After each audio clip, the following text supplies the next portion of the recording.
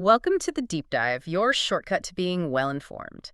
Today we're diving into a concept that might just change the way you think about, well, pretty much every conversation you have. Hmm. Every piece of information you share, every idea you try to get across. It's like the silent saboteur of communication. Right, hiding in plain sight. Exactly, and it's called the curse of knowledge. Sounds ominous. It kind of is. Now, to kick things off, let's play a quick mental game. Imagine you're thinking of a really popular song, Happy Birthday, or maybe Jingle Bells, something everyone knows. Okay, got one. And you're tapping out the rhythm on a table. Someone else is listening, trying to guess what song you're tapping. Now, you hear the full melody in your head, right? It's so clear, so obvious to you. How often do you think the listener would actually get it right?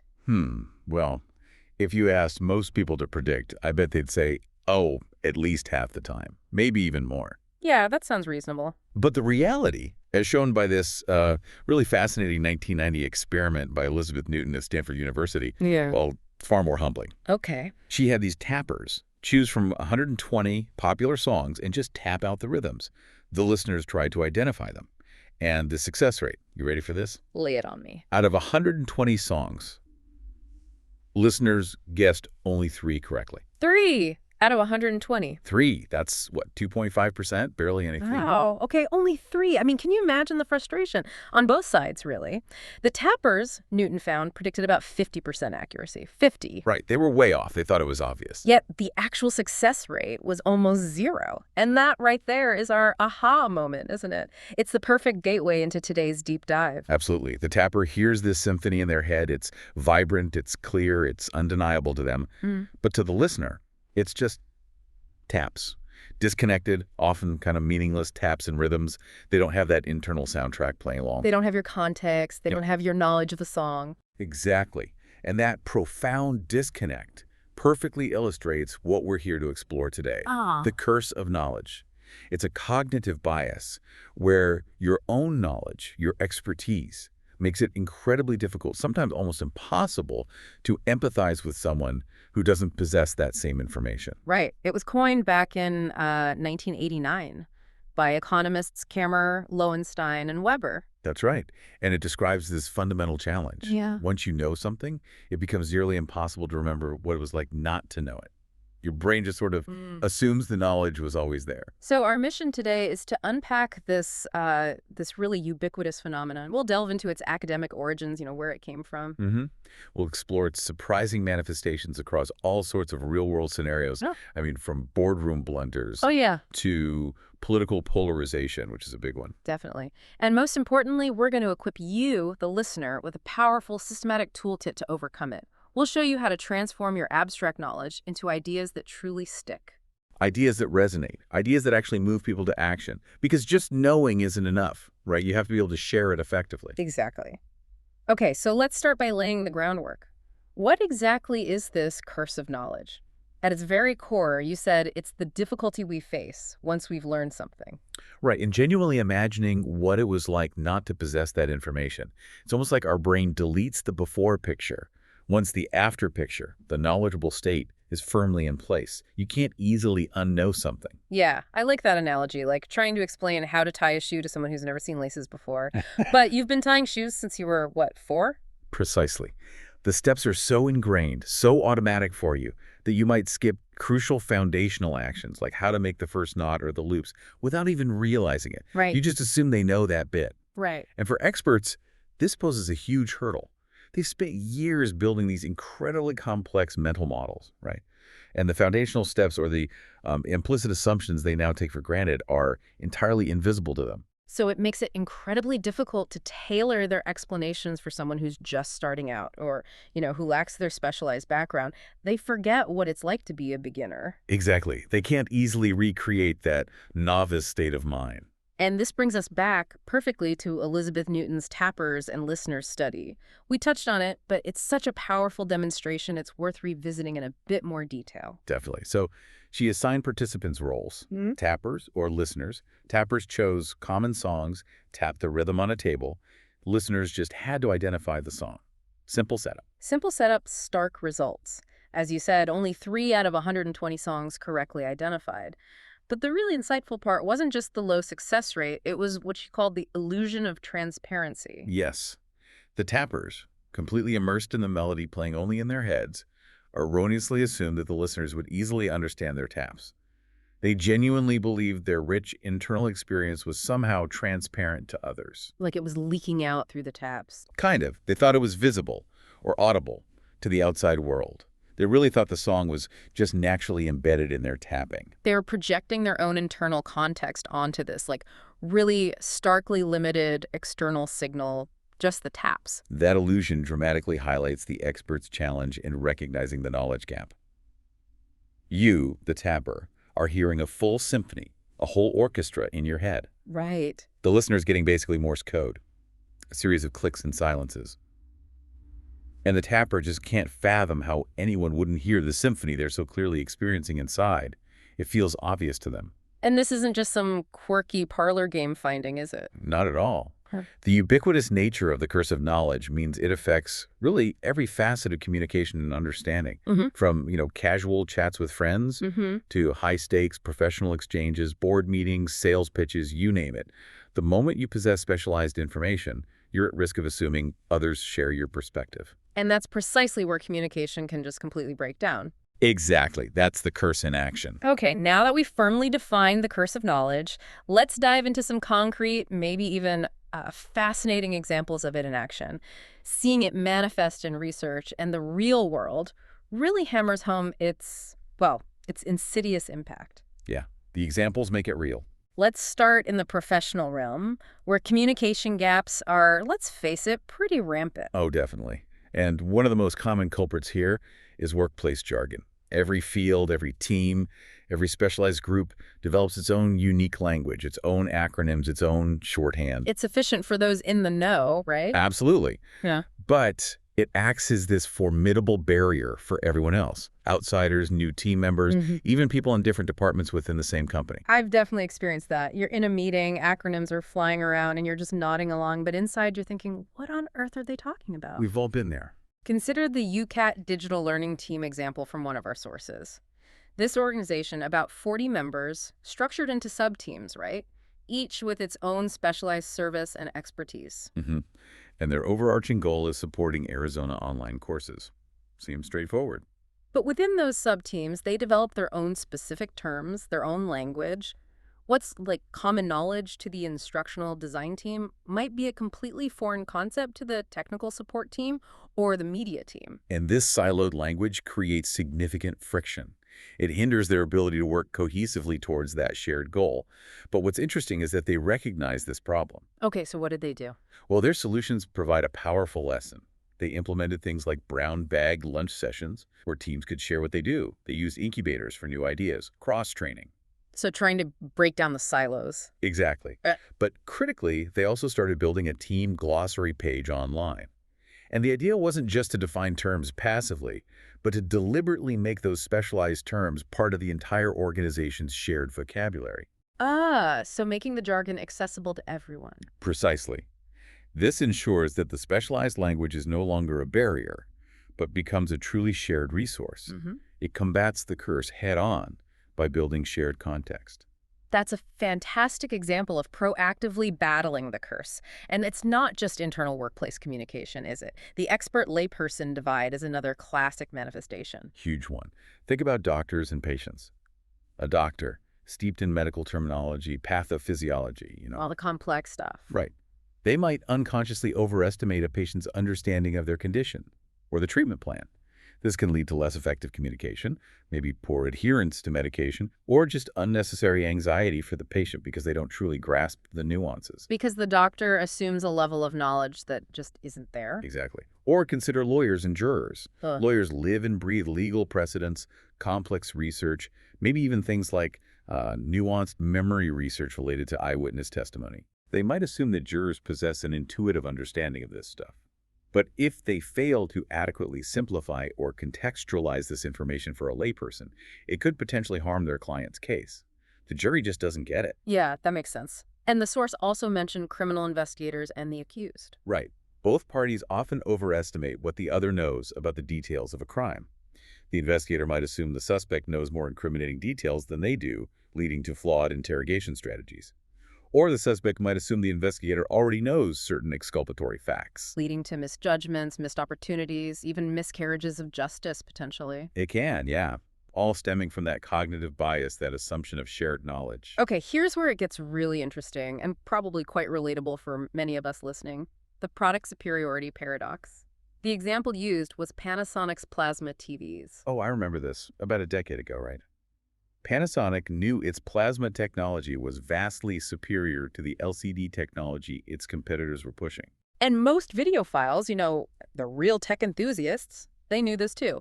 Plasma offered deeper blacks, truer colors, higher contrast ratios. Less motion blur, wider viewing angle. Objectively, from a pure technical perspective, it was simply a better picture. Yet, LCD TVs eventually dominated the market. Why?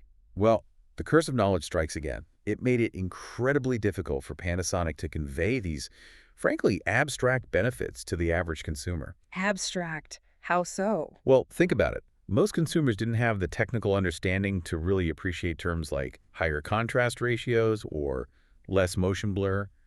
What does that mean in terms of their viewing experience if they don't already have a mental model for it? Right, it's just jargon unless you're already invested. Exactly. These benefits, while obvious and compelling to an expert videophile, weren't tangible or immediately impactful to someone who didn't share that same technical schema, that background knowledge. LCDs simply won on different fronts, maybe more easily communicable ones like brightness in a store or a lower price point. Even if the picture quality wasn't technically as good. Right. It's a painful lesson, really, in needing to understand your audience's knowledge, not just your product's features. You have to translate. That's a powerful point about connecting with the user's existing understanding. And speaking of understanding users, let's look at empathy gaps in user experience and design, web development, for example. Oh yeah, this is a big one for anyone designing anything for others. As a web developer, it's absolutely crucial to put yourself in a first-time user's shoes when designing a website or an app. But how do you do that when you, the developer, know every single button, every menu, every hidden feature, every quirk of the interface by heart? You built the thing. Exactly. That's the developer's curse. Knowing the system so intimately that they literally cannot remember the initial confusion or uncertainty a novice would feel navigating it for the first time. So it requires constant vigilance, a deliberate effort. Absolutely. The questions they must keep asking themselves are, how do we design for usability for someone completely new to this interface? How do we consider the needs, the potential sticking points for someone encountering this product or service for the very first time without any of our internal knowledge or context? Because if they fail to do that, they risk creating products that are, functionally robust, maybe technically brilliant, but utterly inaccessible and frustrating for the average user. Yeah. They design for themselves, not the user. These real-world examples really show the practical impact, but the curse of knowledge has also been rigorously studied in, more academic settings.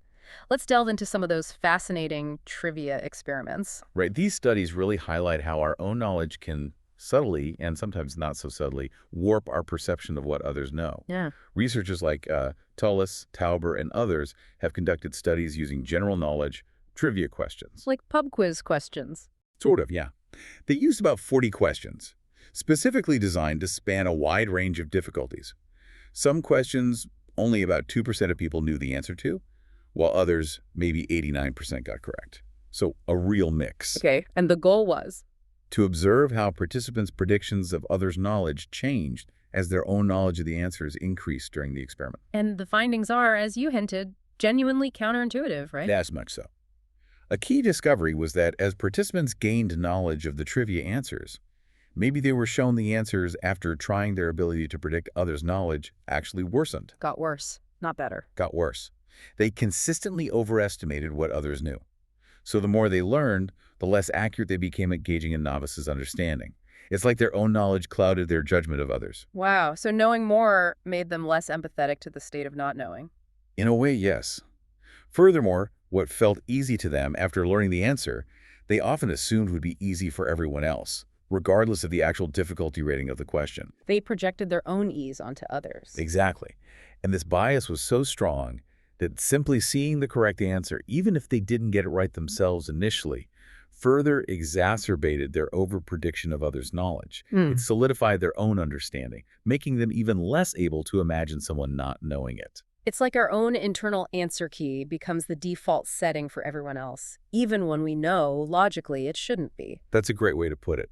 And this phenomenon is neatly explained by something called cue utilization theory. Okay, what's that? It suggests that when we try to estimate what someone else knows or how difficult something is for them, we often use our own knowledge and how easily we recall the information as a primary cue, as a guide. Makes sense. You use what you have. But here's the crucial part.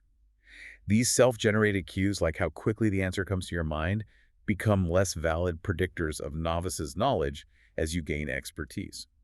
Your ease of retrieval doesn't mean it's easy for someone else who doesn't have the same background or hasn't just seen the answer. Your internal cues become misleading. Right. Your own fluency isn't a reliable guide to someone else's struggle. Okay, now, let's step into a particularly charged arena where this bias seems especially relevant today: political cognition and polarization. Yes, this is a really critical area of research. Recent studies are showing the curse of knowledge may be a significant contributing factor to the deep divisions we see in many societies. How so? It's not just about different opinions. Well, it goes beyond simply acknowledging that people have different opinions. It helps explain why those differences persist and sometimes even escalate into animosity. A major finding is what's called partisan overestimation. Okay. Both left-wing and right-wing partisans significantly overestimate how familiar news stories from their preferred media sources are to people on the opposing political side. So they assume everyone's seeing the same news they are. Pretty much. They assume their own news bubbles represent common knowledge, not realizing just how siloed information consumption has become in many places. They think, how could you not know about this story? It's everywhere. Well, it's everywhere in their feed. And we see this clearly in the examples from the sources, right? Hong Kong and the U.S. Exactly. In Hong Kong, pro-establishment respondents thought pro-establishment stories were common knowledge, a staggering 69.1% of the time. But only 29% of pro-democracy respondents felt the same way about those stories. That's a massive overestimation of shared awareness. Huge gap. And similarly, in the U.S., Republicans reported having heard Republican-leaning media stories about 68% of the time, but only 38% of Democrats had heard those same stories. Flip it around. 71% of Democrats had heard Democratic-leaning stories, but only about 49% of Republicans had. These aren't minor differences. We're talking about significant knowledge gaps. Absolutely. And partisans often misinterpret these gaps as shared understanding, leading to frustration, like how can they ignore these facts, or are they being deliberately obtuse, when in fact the other side might genuinely be unaware of the information being discussed. Which fuels the polarization. Right. And what's even more concerning, perhaps, is the impact on judgment. Studies show that when participants were introduced to novel, unknown facts that supported their own political opinion, it actually made them rate political outgroup members' people on the other side more negatively. Really? Learning new facts that confirm their views made them harsher on the opposition? It seems so. It's as if the new knowledge affirmed their own righteousness. See, I have even more evidence. And it hardened their views against those who didn't possess it, creating this us versus them dynamic rooted partly in perceived knowledge disparity. We know the truth, they don't. That's quite sobering. But there was a glimmer of hope in the research, wasn't there? Something about debiasing. Yes, thankfully. A debiasing experiment involved giving participants a simple explanation of what researchers call political epistemology, basically explaining that political disagreements can stem from different sources. Sometimes it's a lack of shared factual knowledge. Like the news bubbles we just talked about. Exactly. But other times, it's genuinely different values or different interpretations of the same facts. Okay, so just explaining that there are multiple reasons for disagreement. That simple intervention, just explaining the different ways people can arrive at their conclusions, led participants to judge their political opponents more favorably. Wow. Just understanding the potential role of knowledge gaps made people more charitable. It seems so. It suggests that merely understanding the curse of knowledge and how it can play out in politics might help mitigate some of its negative social effects. It could foster a bit more empathy, maybe a little less jumping to negative conclusions about the other side's motives. That's actually quite hopeful. It implies education about the bias itself can be part of the solution. It does. Which leads us to another fascinating and maybe somewhat unsettling concept discussed in the sources: the paradox of knowledge. Paradox of knowledge. How can knowledge be a paradox? Well, we conventionally view the advance of knowledge as progress for humankind, right? More knowledge expands possibilities, creates opportunities. And for a rational individual, the source uses the analogy of a Robinson Crusoe alone on an island. More knowledge is always an advantage. You can only improve your situation with more information. That seems intuitively true. More information, better decisions, more progress. Sounds right. It does. But here's where game-theoretic frameworks like those developed by Basu and Weibel challenge that assumption, sometimes quite profoundly. They suggest that in certain situations, especially social ones involving multiple actors, even widespread knowledge information accessible to everyone can actually lead to a diminished overall welfare for society as a whole. Wait, so everyone knowing something more could make everyone worse off. How does that work? It's definitely counterintuitive.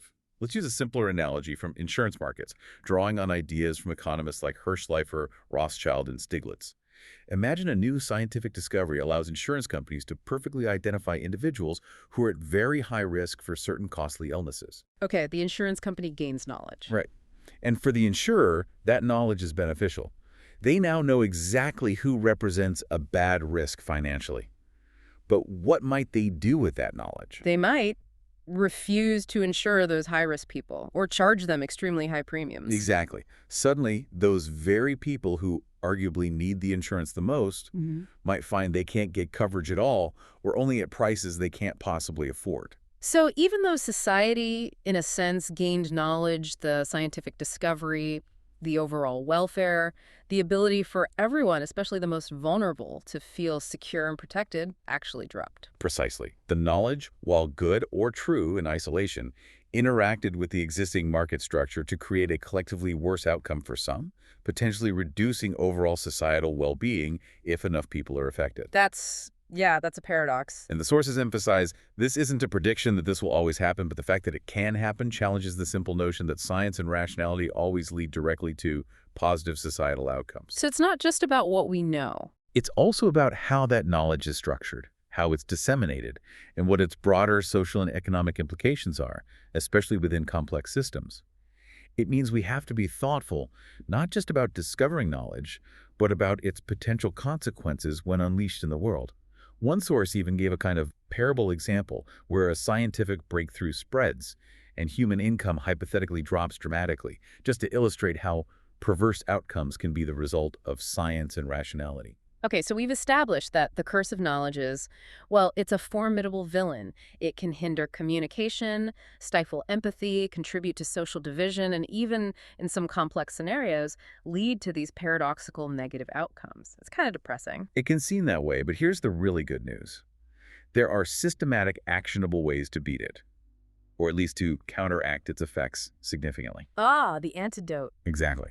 And our toolkit for doing so is the Success framework, which was originally outlined in the book Made to Stick by Chip and Dan Heath, drawing on a lot of the research we've been discussing. Success, spelled S-U-C-C-E-S-S. That's the one. It provides 6 principles for making ideas sticky, meaning they are understandable, memorable, and effective in actually changing someone's thought or behavior. And these principles are? Simple, unexpected, concrete, credible, emotional, and stories. Simple, unexpected, concrete, credible, emotional stories. Got it. And this framework directly counters the curse of knowledge because it forces us, the communicators, to shift our perspective. It makes us actively think about how our audience perceives information, rather than just defaulting to our own expert viewpoint and assuming they see what we see. So it forces empathy in a structured way. Exactly. And the simple principle in particular is helpful right from the start, guiding us on what information to prioritize, what to cut, what the absolute core is. Okay, let's break these down then, starting with simple, finding the core and making it compact. The challenge here, as you mentioned, is often decision paralysis or just information overload. Right. As experts, we often overwhelm our audience. We have so much knowledge, we think it's all vital, and we just dump it on them. But that often leads to confusion or inaction, not clarity. Analysis paralysis. Precisely. Experts have a natural tendency, maybe even a desire, to include every detail, every nuance, every caveat, thinking that more information is always better. But often, the opposite is true. Less is more. So the goal of simple is to find the absolute core of the message, the single most important thing. Yes, and then express it as compactly and clearly as possible. Strip away everything else. And one powerful strategy for this is commander's intent. You mentioned this earlier with a military example. Right. Colonel Tom Kolditz from West Point explained that in the Army, detailed plans are useful for thinking and preparation. But on the chaotic battlefield, the saying goes, no plan survives contact with the enemy. Things change too fast. So relying on a rigid plan is dangerous. It can be. So instead, the Army uses commander's intent, CI. It's a crisp, plain-talk statement of the goal, the desired end state. Not the step-by-step instructions, but the ultimate objective. Can you give that example again? Sure, a tactical CI might be something like, my intent is to have 3rd Battalion on Hill 4305, to have the hill cleared of enemy with only ineffective remnants remaining so we can protect the flank of 3rd Brigade as they pass through the lines. Okay, that's very clear about the why. Exactly. It allows soldiers and junior officers to make intelligent, decentralized decisions when the original plan inevitably goes awry because they understand the underlying purpose. They know what needs to be achieved, even if how they achieve it has to adapt. And this isn't just for the military, right? The Southwest Airlines example. Perfect business parallel. Herb Kelleher's simple core intent for decades was, we are the low-fare airline. Not a low-fare airline, but the low-fare airline. That little word makes a difference. Huge difference. This simple core identity guided thousands of employee decisions, big and small. It even dictated seemingly minor things, like refusing customer requests for a chicken salad on a flight because adding it would increase cost and complexity, violating the core mission. It provided clarity and prevented drift. It's about boiling down your mission to its absolute essence. So finding that core message is key. Another aspect of simple is avoiding burying the lead, like in journalism. Yes, journalists learn the inverted pyramid structure, put the most important information first. Don't make people wade through background details to get to the point. Like Bill Clinton's 1992 campaign strategist James Carville famously putting up the sign, "It's the economy, stupid." Exactly. It cut through all the policy complexities and focused the campaign message relentlessly on the core issue voters cared about. Simple, memorable, direct. And Proverbs, the source mentions, are like the ultimate in compact, simple wisdom. They really are. A bird in the hand is worth 2 in the bush. Think about how much complex risk assessment and decision theory is packed into that simple phrase. And it's lasted for over 2,500 years because it's simple, concrete, and profound. Which ties into using schemas, right? Packing information efficiently. Absolutely. Our working memory is limited. We can't hold endless streams of random data. Think about remembering random letters versus acronyms. JFK, FBI, NATO, UPS, NASA, IRS. You can recall those easily. Because they're chunks, not individual letters. Exactly. You're not remembering 18 individual letters. You're remembering 6 familiar concepts, 6 pointers to larger chunks of information already stored in your long-term memory. We use existing schemas, existing knowledge structures to understand and remember new things. Like explaining a pomelo as a supersized grapefruit. Perfect example. If you know what a grapefruit is, that simple analogy leverages your existing grapefruit schema, size, shape, taste, how you eat it, and builds the new concept onto it instantly. It's efficient and effective. You don't need a botanical description. So simplicity often involves tapping into what people already know. Yes, finding analogies and metaphors that connect your idea to their existing world. Even complex physics often starts with simple pulley schemas, or the solar system model of the atom electrons orbiting a nucleus like planets.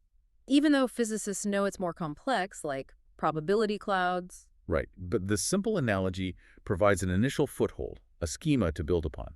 You can add complexity later, but you need that simple, concrete starting point. Which brings us to those generative analogies again, like the Hollywood pitches. Yeah, Jaws on a spaceship for Alien, or Die Hard on a bus for Speed. These aren't just simple, they're generative. They tap into existing movie schemas, accelerating understanding for studio execs. And they guide creative decisions, right? Absolutely. If Alien is Jaws on a spaceship, you immediately know the spaceship shouldn't be the pristine utopian bridge of the Starship Enterprise. It should be dark, dingy, industrial, claustrophobic, like the vulnerable boat in Jaws.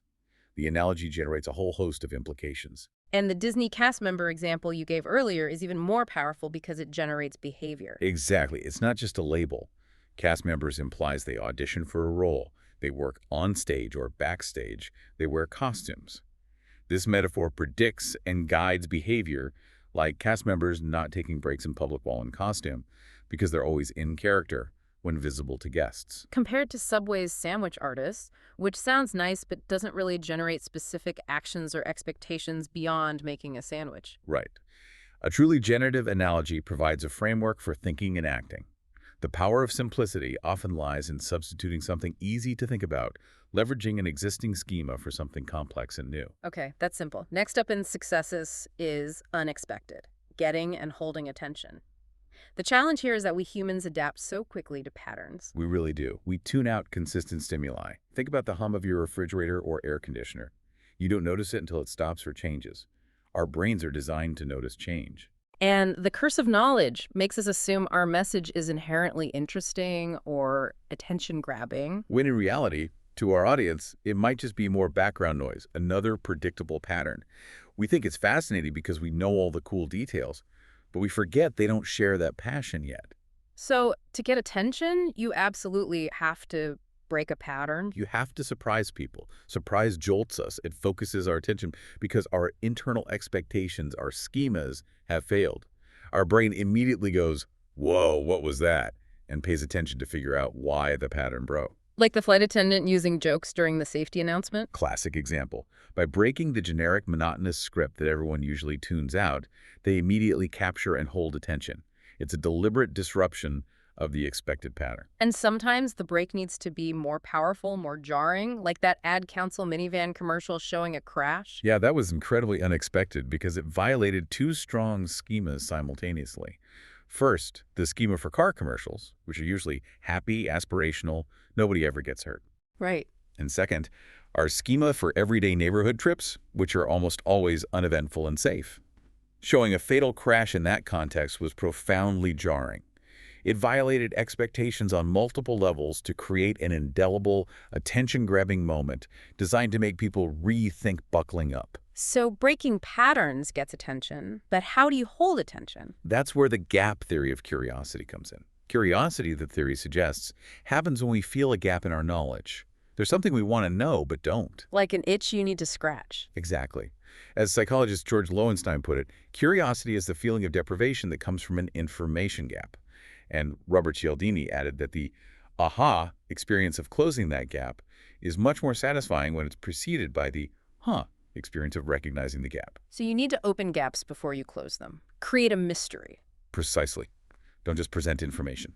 Pose questions, create mysteries, highlight something the audience doesn't know but might find relevant or intriguing. Like the astronomer writing about Saturn's rings, instead of just stating facts. He started by posing a mystery. What are Saturn's rings made of? He created an information gap, a moment for the reader, making them want to read the next 20 pages to find the aha. He sustained attention by making them curious. Or Rooney Arledge transforming NCAA football coverage back in the day. Yeah, before him, broadcasts just showed the game. Arledge realized non-fans wouldn't care unless you gave them context, created narrative, highlighted stakes, maybe focused on individual players' stories. He created reasons to care, opened gaps about who would win or how a player would perform, making even a random game in Corvallis, Oregon feel compelling. He manufactured curiosity. He did. And sometimes, just setting an unexpected goal can create a powerful, sustained information gap that drives people. Like Masaru Ibuka at Sony in the 1950s. With the transistor radio. Right. His goal wasn't just, let's make a transistor radio. Engineers already knew transistors would be smaller than bulky vacuum tubes. His vision, his unexpected goal, was a radio that was pocketable. Pocketable, that's specific. Yes. And the early prototypes were way too big. But that specific, unexpected, challenging goal, making it pocketable, created this persistent gap between the current reality and the desired future. It inspired Sony engineers for years, driving innovation far beyond what seemed initially possible, and ultimately helped put Sony on the world map. He created, how can we possibly make it that small? That engineers spent years trying to solve, leading to a massive aha for the company and the world. That's a great example of using unexpectedness to drive long-term focus.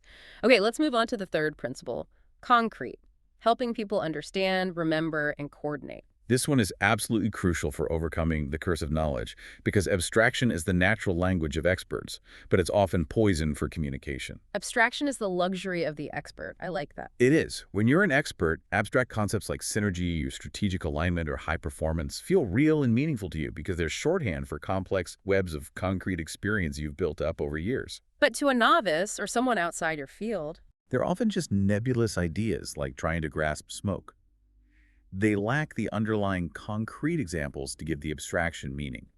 So if you want your ideas to stick, you need to speak concretely. and concrete means. If you can examine something with your senses, if you can see it, hear it, taste it, touch it, it's concrete. V8 engine is concrete. High performance is abstract. A Nordstrom employee ironing a customer's shirt before a meeting is concrete service. World-class customer service is abstract. So it's about grounding ideas in sensory reality. Yes, concrete language is the only truly safe language when you're communicating, especially when you don't know your audience's existing knowledge base, because it provides common ground. Everyone knows what an engine sounds like or what ironing looks like. And this principle really shines in teaching math in context, like those examples from Asia. Absolutely. That 1993 study comparing math education was revealing. Teachers in Japan and Taiwan often explained abstract math concepts, like subtraction or fractions, using concrete familiar scenarios. Like buying notebooks or playing ball. Exactly. A Japanese teacher might say, you had 100 yen, you bought a notebook for 70 yen, how much do you have left? Or a Taiwanese teacher might draw stick figures representing kids playing ball to illustrate 3 plus 2 plus 1 will 6. They ground the abstract concept in a tangible, relatable situation. Which builds on existing schemas, right? Kids understand buying things or groups of people. Precisely. These methods, called things like computing in context or asking conceptual knowledge questions, layer the abstraction onto something the students already understand concretely. It connects the new idea to their world. It contrasts sharply with just memorizing abstract rules, like borrowing and subtraction without understanding why. It really does. It's the difference between a recipe that vaguely says, cook until a hearty consistency. What does that even mean to a beginner? Versus one that gives a concrete instruction like, stir continuously for 3 minutes until the sauce thickens enough to coat the back of a spoon. The concrete instruction gives the beginner a clear, sensory-based anchor and a much higher chance of success. Exactly. It removes ambiguity. This aligns beautifully with the Velcro theory of memory mentioned in the source. The idea that memory isn't like a single filing cabinet slot, but more like Velcro. Yeah, the more hooks an idea has sensory details, emotional connections, concrete examples, the better it sticks in our memory. Abstract ideas are smooth, like Teflon. They don't have many hooks. Concrete ideas are covered in hooks, snagging onto our existing memories and experiences. And Jane Elliott's famous brown eyes, blue eyes experiment is a powerful example of creating those hooks for an abstract concept like prejudice. Incredible example. By making blue-eyed third graders inferior one day, making them wear collars, denying privileges, encouraging taunting by the superior brown-eyed kids, and then reversing it the next day. She made prejudice brutally concrete. Utterly. The children weren't just told about discrimination. They felt the despair, the anger, the injustice. They experienced the arbitrary nature of it firsthand, the concrete details, the collars, the specific insults, the feeling of being singled out, the relief or shock of the reversal created incredibly powerful, lasting hooks. Those kids, now adults, still talk about the profound impact decades later. It wasn't abstract, it was visceral. And this need for concreteness also extends beyond teaching into coordinating action, right? Creating a shared turf. Yes, especially when groups with different backgrounds or expertise need to collaborate, like the example of engineers versus manufacturers. Right. The engineers think abstractly in drawings. The manufacturers think concretely about building the thing. And when problems arose on the manufacturing floor, the engineer's instinct was often to go back and refine their abstract drawings, making them increasingly elaborate, as the source put it. But this often just widened the gap, making the plans even harder for the manufacturers to translate into physical reality. So the solution wasn't better drawings. Not primarily. The solution was for the engineers and manufacturers to solve problems together on the manufacturing floor, the shared concrete turf, where they could both point to the actual physical object, the real-world constraint, and find a solution grounded in that shared reality. Concreteness bridged the communication gap. That makes sense, like the Hewlett-Packard example at Disney World. Exactly. Instead of giving Disney executives a dry PowerPoint presentation full of abstract terms about e-services architecture, HP created a living simulation. They used Ferraris, actors, staged scenarios at Disney World itself to make the abstract technology concrete and show its potential benefits in a context Disney understood. Making it tangible and relatable for the execs, and probably inspiring for the HP engineers, too. No doubt. Or that great story about entrepreneur Jeff Kaplan pitching what became the Palm Pilot. He didn't have his slides ready for the venture capitalists. Oh. So he improvises. He reaches into his pocket, pulls out a small block of wood carved into the shape and size of his envisioned device, and throws it onto the conference table. Just thunks it down. Yep. Immediately, the abstract idea of a handheld electronic organizer became concrete. The VCs could pick it up, feel its size, imagine holding it. It created a shared, tangible object for discussion and instantly conveyed the core vision far better than any slide deck could have. It was brilliant because it was concrete. Okay, concrete is powerful. Let's move on to our fourth successes principle, credible, making people believe and agree.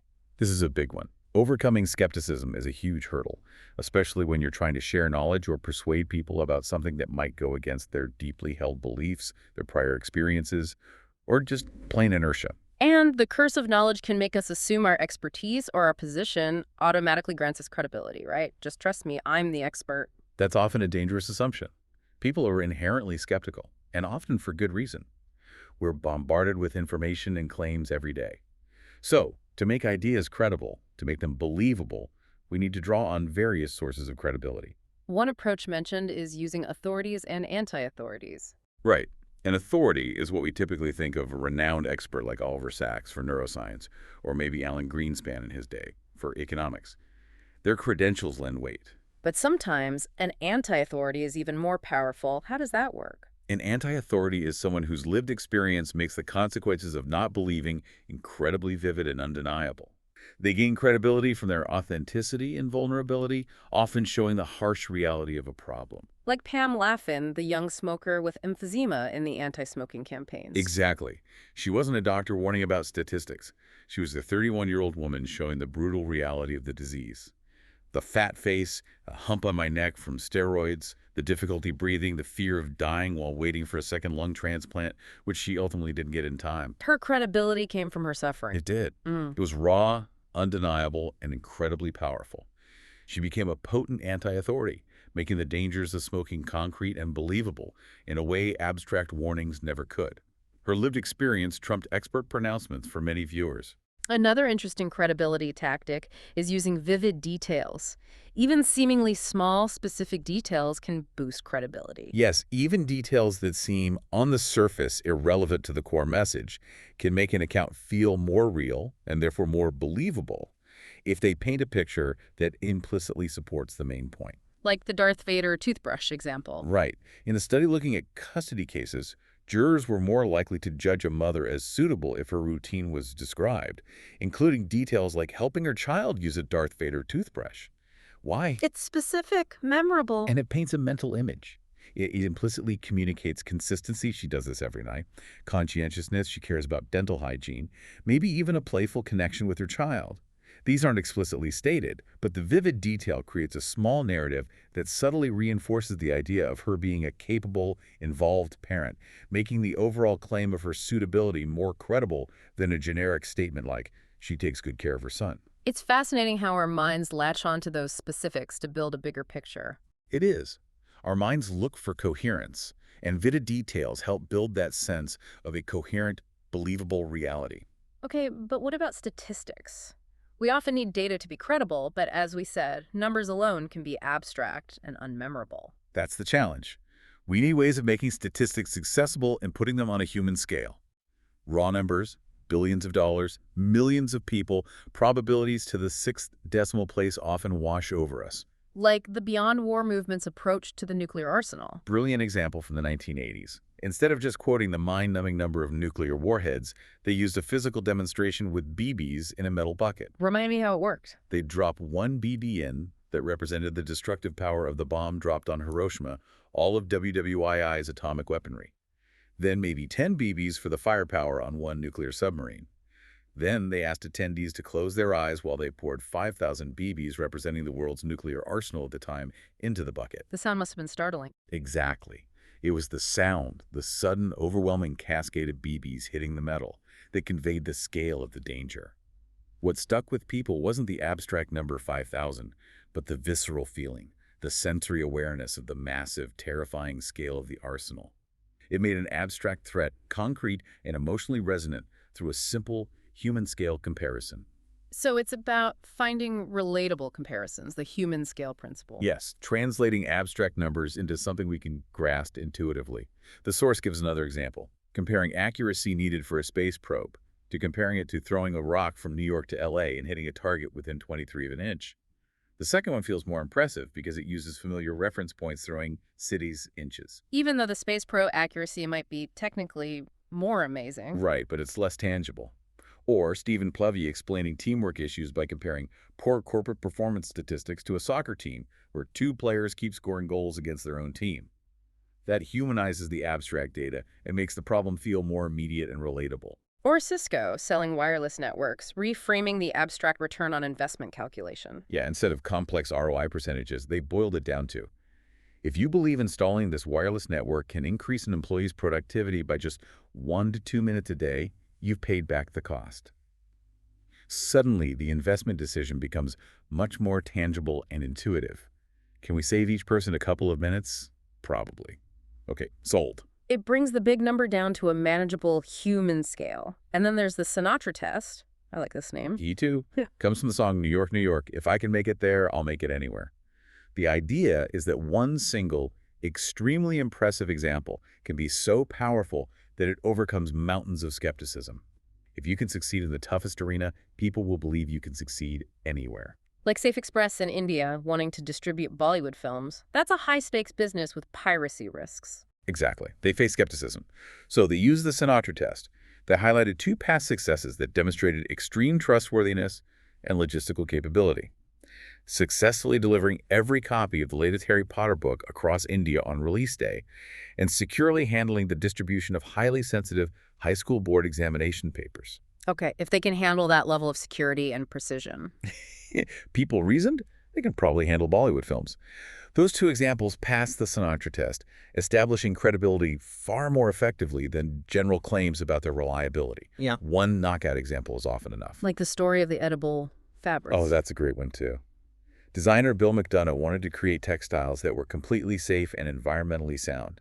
His team studied 8,000 chemicals used in the textile industry. 7,962 failed their rigorous safety tests. The remaining 38 chemicals.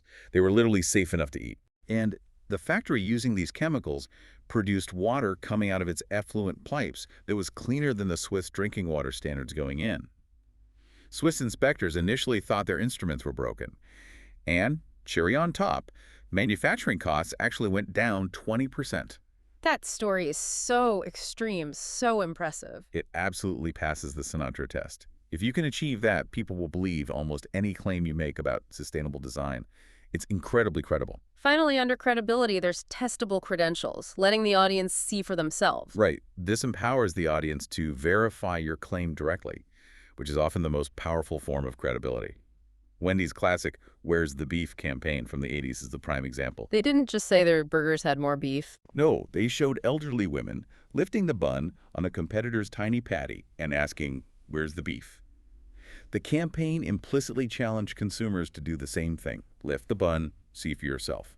It made the claim, "more beef, less bun," credible by outsourcing the validation directly to the customer's own observation.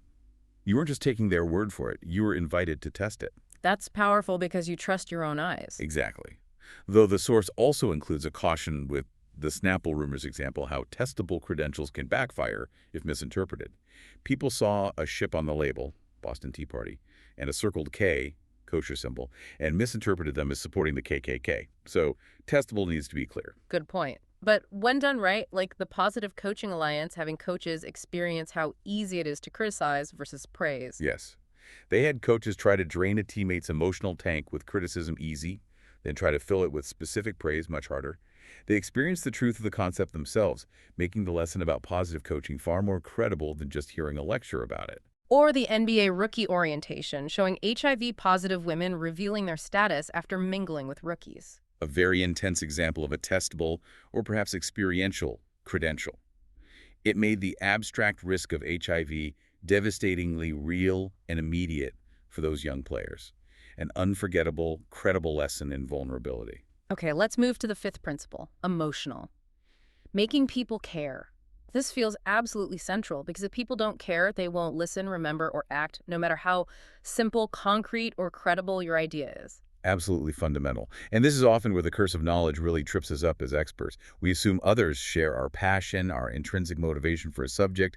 We're fascinated by the details, so why wouldn't they be? We assume our enthusiasm is contagious. When it might just be baffling or boring to someone who doesn't have our background or share our interests, we forget to build that emotional connection. So how do we make people care? One key strategy is the Mother Teresa principle, the one versus the mass. Yes, Mother Teresa famously said, "If I look at the mass, I will never act. If I look at the one, I will." This reflects a deep psychological truth. Research backed this up strongly. Like the Rokius study from Carnegie Mellon. Exactly. In that study, people were asked to donate to help starving children in Africa. One group got an appeal filled with statistics, millions suffering, low life expectancy, etc. Another group got an appeal focused on the story of just one identifiable little girl named Rokia from Mali who was desperately poor and facing starvation. And the results? People donated more than twice as much money to help Rokia, the single individual, than they did in response to the statistical appeal about millions. Wow, why is that? The researchers suggest that statistics, while informative, tend to trigger an analytical, calculating mindset. We think about the scale of the problem, maybe feel overwhelmed or detached, but focusing on a single, identifiable individual triggers our empathy, our emotional connection. We feel we can make a tangible difference for that one person. Our hearts engage more than our heads. So, to make people care, focus on the individual, not the abstraction of the crowd. Often, yes. Find the Rokia in your story. Another strategy is harnessing existing emotions, piggybacking on feelings people already have. Right. Instead of trying to create an emotion from scratch, tap into one that's already present and powerful for your audience. The Truth campaign against smoking among teenagers is a brilliant example. They didn't use fear tactics. Mostly not. Early anti-smoking campaigns often tried to scare teens with pictures of diseased lungs or warnings about future health consequences. But teens often feel invincible, so fear didn't work well. Plus, it felt preachy. So what did the Truth campaign do? They tapped into teenagers' existing and very strong resentment towards authority figures and their feeling of being manipulated by corporations. The campaign relentlessly exposed the duplicity and lies of big tobacco executives. So they channeled teenage rebellion against smoking. Precisely. It positioned smoking not as cool rebellion, but as conforming to the manipulation of untrustworthy adults. It harnessed their existing anti-authority sentiment and redirected it, which was far more effective than trying to instill fear. Clever. And sometimes you need to reclaim words that have lost their emotional power, like sportsmanship. Yeah, what the Heaths call semantic stretch. Words like unique or excellence or sportsmanship get overused and lose their meaning and emotional punch. The Positive Coaching Alliance reclaimed sportsmanship by reframing it as honoring the game, focusing on deeper ideals like respect for rules, opponents, officials, teammates, and self. Giving it more weight, like Lance Armstrong waiting for Jan Ullrich when he crashed in the Tour de France. Perfect example. That act embodied honoring the game far more powerfully than the generic word sportsmanship ever could. He gave the concept emotional resonance again. Okay, and we can't forget appealing to self-interest, right? The classic WIIY, what's in it for you? Absolutely. People are fundamentally motivated by their own needs and desires. But the trick is to frame the benefits effectively. John Caples, the legendary mail-order copywriter from the early 20th century, was a master at this. They laughed when I sat down at the piano. But when I started to play, exactly. Those ads promised huge social benefits, admiration, respect, popularity for the relatively trivial cost and effort of learning piano through their mail-order course. He didn't sell piano lessons. He sold social acceptance and overcoming embarrassment. And he emphasized the benefits of benefits. Yes, people don't buy quarter-inch drill bits. They buy quarter-inch holes where they want holes so they can hang pictures of their children. That's the real benefit. You need to connect your idea or product to the ultimate, often emotional benefit for the individual. And sometimes just imagining the benefit helps, like the cable TV study. Right. Researchers in Tempe, Arizona found that homeowners who were asked to vividly imagine themselves enjoying the benefits of cable TV, watching specific shows, avoiding the hassle of video rentals, spending more time with family, were significantly more likely to subscribe than those who were just told about the features and benefits logically. The mental simulation made the self-interest emotional and tangible. Exactly. But the source also warns against thinking only about basic self-interest, about beyond Maslow's basement. Meaning, don't just appeal to food, shelter, safety, basic needs. Right. Maslow's hierarchy includes higher-level needs too. Belonging, esteem, learning, aesthetics, self-actualization, even transcendence. We shouldn't underestimate people's desire for meaning, purpose, beauty, or growth. Like Floyd Lee, the mess hall officer in Iraq. Fantastic example. He could have just focused on serving food efficiently, a basic need, but he redefined his mission. I am not in charge of food service. I am in charge of morale. That's a powerful shift. It is, and he acted on it. He transformed the bleak dining hall into an oasis in the desert with decorations, special meals, themed nights. He wasn't just feeding soldiers' bodies, he was feeding their spirits, addressing their need for belonging, esteem, aesthetics, a brief escape to those higher levels of Maslow's hierarchy. He understood what truly motivated and comforted them beyond just calories. Or the algebra teacher who framed math as mental weight training. Dean Sherman, yeah. He told his students up front, you are never going to use algebra. Which probably got their attention. Definitely unexpected. But then he explained that algebra is like mental weight training. It builds their logical thinking muscles, which will make them better lawyers, doctors, parents, thinkers, whatever they chose to be. He appealed not to the direct utility of algebra, but to their higher-level desire for self-improvement and future success. He connected it to their aspirations. That's a great way to make something potentially dry feel relevant and motivating. Which leads nicely into identity appeals. Yes, appealing to who people are or who they want to be. Asking, what would someone like me do in this situation? This can be incredibly powerful, sometimes more powerful than self-interest. Like the firefighters who rejected the free popcorn popper. Right. A company offered fire stations free popcorn poppers if the firefighters watched a safety film. Seems like a simple WII appeal, but many stations refused. Why? It wasn't about the popper. No.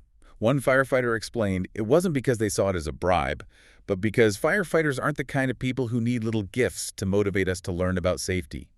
It violated their identity, their professional pride, their sense of duty. Appealing to their self-interest backfired because it clashed with their sense of self. Identity trumped self-interest. In that case, yes. Contrast that with the hugely successful Don't Mess with Texas anti-litter campaign. Which wasn't primarily about fines or environmentalism. No, early efforts focusing on those failed to connect with the target audience, young men, often called Bubba, who were responsible for a lot of roadside litter. The genius of Don't Mess with Texas was appealing to their strong sense of Texan pride and identity. Ow. The ads featured iconic, tough Texans football players, musicians basically saying, real Texans don't litter. Littering is messing with Texas, and you don't mess with Texas. It redefined littering not as an environmental issue, but as an un-Texan act. It convinced Bubba that someone like him, a proud Texan, wouldn't do that. Appealing to identity was far more effective than appealing to logic or potential fines. Dramatically so. It became one of the most successful anti-litter campaigns ever. And if you're struggling to find that emotional core or identity hook, the advice is to play the why game. Yes, just keep asking why. Why does this matter? Why should anyone care? Why is this important?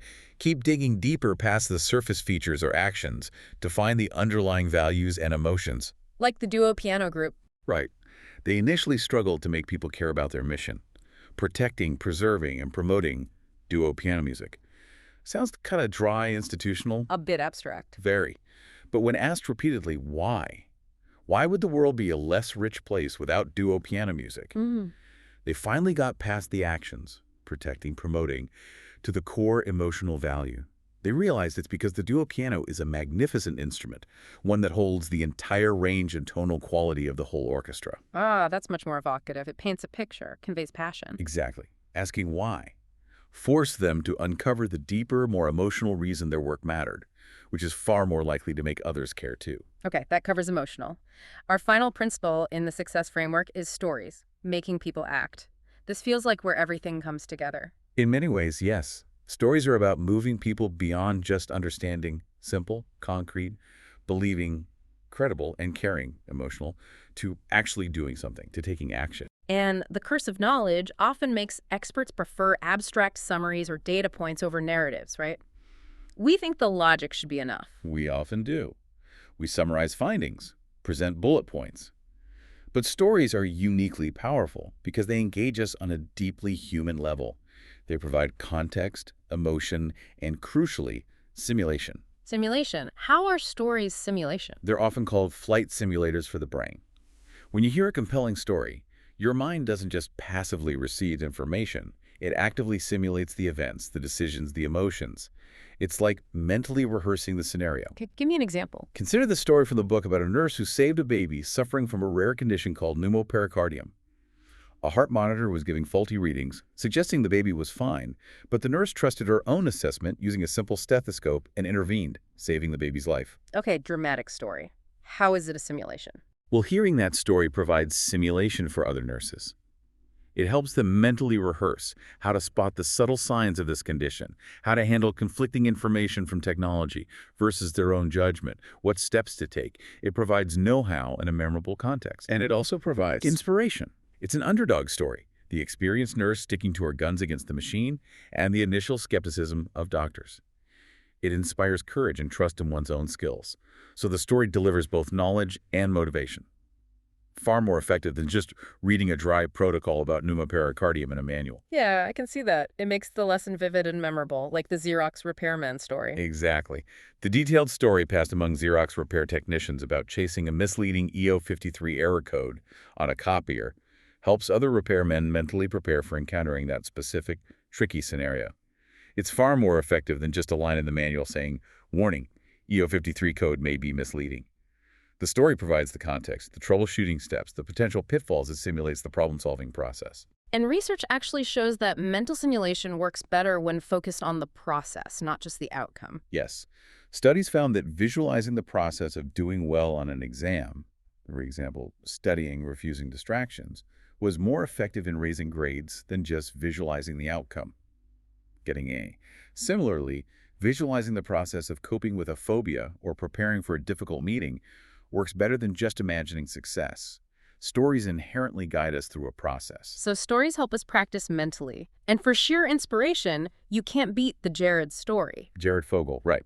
The college student who weighed 425 pounds and lost 245 pounds primarily by eating Subway sandwiches. His story became a massive phenomenon for Subway. Why was it so powerful? It was a perfect example of what the Heaths call a challenge plot story. It's the classic underdog narrative. Someone facing huge obstacles, overcoming them through perseverance and commitment, and achieving a remarkable transformation. David and Goliath, essentially. Kind of, yeah. His story provided instant inspiration and a sort of pep talk for anyone struggling with weight loss. It offered hope and a seemingly simple, concrete path. If he can do it eating Subway, maybe I can too. It resonated deeply despite all the corporate and legal hurdles Subway apparently faced just getting the campaign approved internally. The story's power transcended the initial skepticism. And the good news is, you don't always have to create these amazing stories from scratch. We can be spotters. Absolutely. The world is full of compelling stories waiting to be found and shared. The key is learning to recognize them. And researchers have found that most inspiring stories tend to fall into a few basic plots. Okay, what are the main story templates? The source highlights 3 basic plots. First, the challenge plot, like Jared or David and Goliath. Or the story of Rose Blumkin building Nebraska Furniture Mart from $500 while working into her hundreds.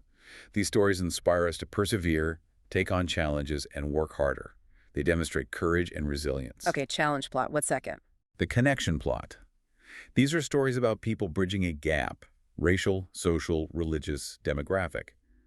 Think of the Good Samaritan parable, where an outcast helps a stranger from a rival group, or stories of colleagues from different backgrounds finding common ground. These stories inspire us to connect with others, be more tolerant, empathetic, and focus on relationships. Makes sense. Challenge, connection. What's the third? The creativity plot. These are stories about someone having a mental breakthrough, solving a puzzle in an innovative way, overcoming a creative challenge. Think of the probably apocryphal story of Newton discovering gravity from a falling apple, or the real story of how Ingersoll Rand engineers rethought their assumptions to develop a new industrial grinder in a fraction of the usual time. These stories inspire us to think differently, challenge assumptions, and find new solutions. So challenge, connection, creativity. Spotting stories that fit these plots can help us find narratives that inspire action. Exactly. They provide ready-made frameworks for inspiring specific kinds of responses. And sometimes a story can serve as a springboard story. A springboard, meaning it launches action. Yes. A springboard story is one that mobilizes people to act, often by illustrating a problem and implicitly pointing towards potential solutions without necessarily prescribing one specific answer. Like the World Bank story. Right. Stephen Denning, who worked at the World Bank, wanted to convince senior management about the importance of knowledge management sharing information across the organization. Abstract arguments weren't working. So he told a story. He told a simple, concrete story about a health worker in a remote village in Zambia who needed access to critical medical information online to help save a child's life, but couldn't get it easily through the bank's systems. Ah, the Rokia principle again, focusing on one person. Exactly. This single, concrete narrative, focusing on a real problem faced by someone trying to do good work, galvanized the senior executives in a way that abstract policy papers never had. It wasn't a detailed plan, but it served as a springboard. It created what Denning called mass customization of the message. Each executive heard the story and started thinking about their part of the organization and how they could contribute to solving this knowledge-sharing problem. It spurred action without dictating specifics. That's the power of letting the audience connect the dots themselves, guided by the story. Precisely. Though, as a final caution, the source notes a danger of stripping stories. Some presenters Denning worked with were furious when their complex research was reduced to just stories. They felt it trivialized their work. Yes, which highlights that while stories are incredibly powerful vehicles for making knowledge stick and inspiring action, they are the vehicle, not necessarily a replacement for the underlying substance or data. The story makes the knowledge accessible, memorable, and motivating. Got it. Stories carry the idea. Wow. Okay, so we've navigated the tricky terrain of the curse of knowledge today. We've really dug into how our own expertise, the very thing we value, can inadvertently hinder our ability to connect and communicate effectively. Yeah, we've seen it manifest in so many areas, from simple workplace jargon and the struggles of designing user-friendly products. Right, like the Panasonic TVs. Exactly. All the way to the complexities of political polarization, and even that really surprising paradox of how the advance of knowledge itself might, in certain circumstances, actually diminish overall welfare. It's a pervasive challenge. But importantly, we've also discovered that the 6ES framework provides this powerful systematic antidote. It gives us concrete tools. Definitely. By consciously striving for simplicity in our core message, embracing the unexpected to grab and hold attention, grounding our ideas in concreteness to aid understanding and memory. Building credibility to foster belief, tapping into emotion to make people truly care, and leveraging the power of stories to inspire action. By doing those things, we can transform our abstract knowledge, the stuff trapped by the curse, into ideas that genuinely stick with people. It's almost inevitable, isn't it? The curse of knowledge is a consequence of becoming an expert. The more you know, the harder it is to remember what it was like not to know.